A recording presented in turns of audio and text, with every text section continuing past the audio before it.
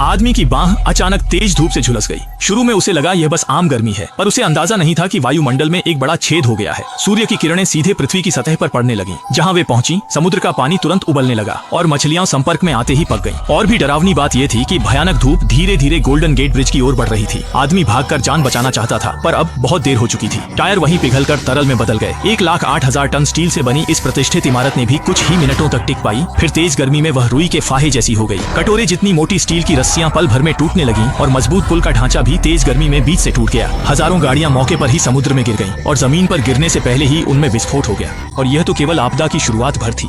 इसके तुरंत बाद जलती हुई धूप किसी खूंखार जानवर की तरह शहर की ओर दौड़ पड़ी और ऊंची ऊंची इमारतें पल भर में राख में बदल गईं।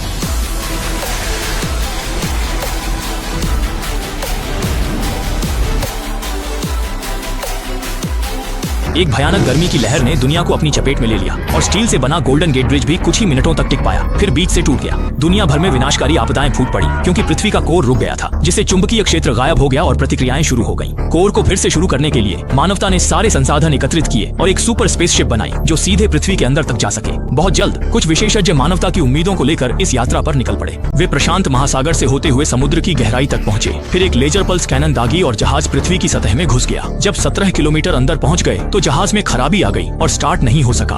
टीम के सदस्यों को सुरक्षा सूट पहनकर बाहर जाना पड़ा। तब पता चला कि एक विशाल क्रिस्टल ने ड्रिल को जाम कर दिया है, इसीलिए उन्हें औजार लाकर काटना पड़ा।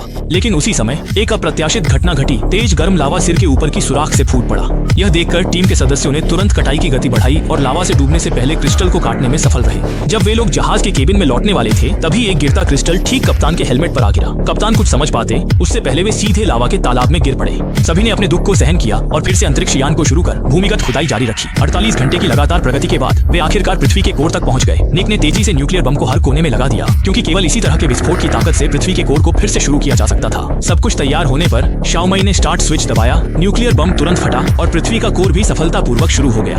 अंतरिक्ष यान ने इस झटके की ताकत से प्रकाश की गति से भी तेज धरती की सतह की ओर दौड़ लगा दी। सिर्फ 3 घंटे में वे धरती सतह से बाहर निकलकर समुद्र गहराई में।